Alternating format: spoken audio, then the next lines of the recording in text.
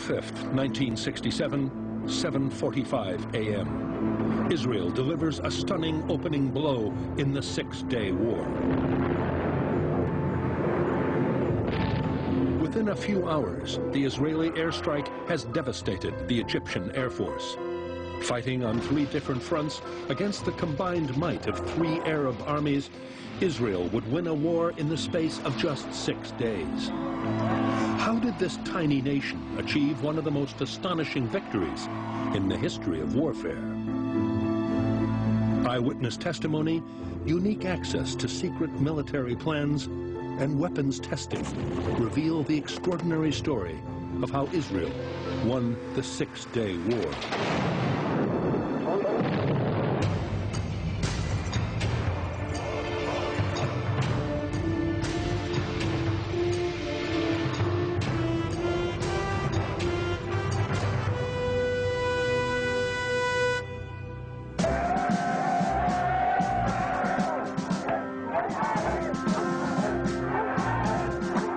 In early June 1967, tensions in the Middle East were rising.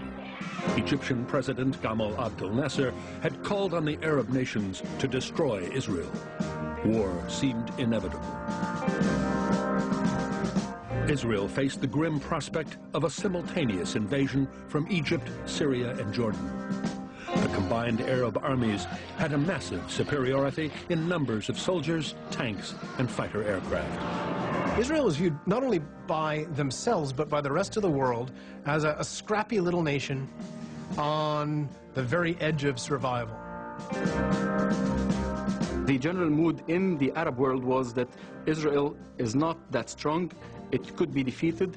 Yet against most expectations, the opposite happened. In less than a week, Israel had defeated its Arab neighbors. How was such a stunning victory achieved? To understand the reasons for Israel's victory, it's necessary to go back to the early 1960s. At that time, Yoash Sedan was chief of planning in the IAF, the Israeli Air Force.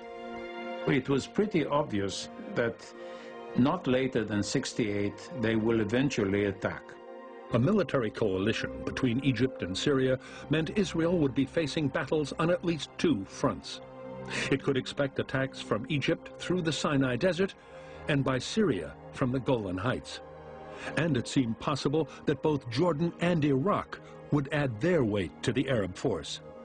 Now, the question was, can you defend this kind of a sliver of the Mediterranean if they attack? The answer is no. The best form of defense would be a strong offense, a preemptive strike. But such a strategy created its own problems.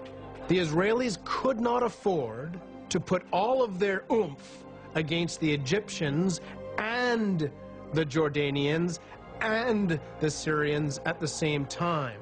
They had to concentrate. The Israelis had to concentrate their force against one enemy at a time. To fight a war the way it wanted, Israel would need to gain air superiority. Once the Arab air forces had been dealt with, Israel could fight each of their ground forces in turn. In 1964, Sedan's team came up with an unorthodox plan. The idea that we came to was to strike their airstrips. These classified plans have remained secret for 40 years. They reveal how Israel would achieve air superiority. The primary objective would be to keep the Arab air forces on the ground. By disabling the runways of the Egyptian Air Force, and then the Syrian, etc., you prevent the aircraft from taking off. Targeting the runways would take hundreds of Arab aircraft out of the equation. The plan was good, in theory. But what were its chances of success? We had a problem there. They had tens of runways, more than 50. We had only 206 aircraft. The problem they faced is a scenario the Israeli Air Force trains for to this day. How could the IAF keep enough of their aircraft in the air to destroy all their targets? NATO used to consider 3 missions per aircraft per 24 hours the maximum that can be done. But was this really the limit of what could be achieved? a bright staff officer in the Israeli Air Force was running some numbers one day and realized that the Israeli Air Force could turn around an aircraft after a mission in 6 to 8 minutes. Everything would depend on how fast the ground crews could work. They did so many exercises and drills to reload and refuel the aircraft that it took them up till 7 minutes. If the ground crew worked to the limit, each aircraft could fly up to 5 missions in one day. But for such an operation to succeed would still involve taking an incredible risk. The Israeli Air Force has got to commit nearly 100% of available air assets. The Israeli Air Force can conduct almost no other tasks while they are destroying the Egyptian Air Force. Just a handful of fighters would be left behind to protect Israeli territory. A big risk, but not a reckless gamble. If the Israeli Air Force could achieve near absolute air supremacy, enabling almost complete freedom of action by the Israeli Armed Forces, then that's a big payoff. In the mid-1960s, Yalo Shavit was one of the leading pilots in the IAF. He would train many of the pilots who would carry out this operation. In the squadrons, we had the photographs of most of our targets. Each pilot had to learn and remember by heart the direction of their runways, the amount of runways, the control tower, the storage of bombs, all the targets in the base. For more than 2 years, the Israelis practiced this operation, codenamed Moked, meaning focus. Ground crews competed with each other to see who could turn around a fighter fastest.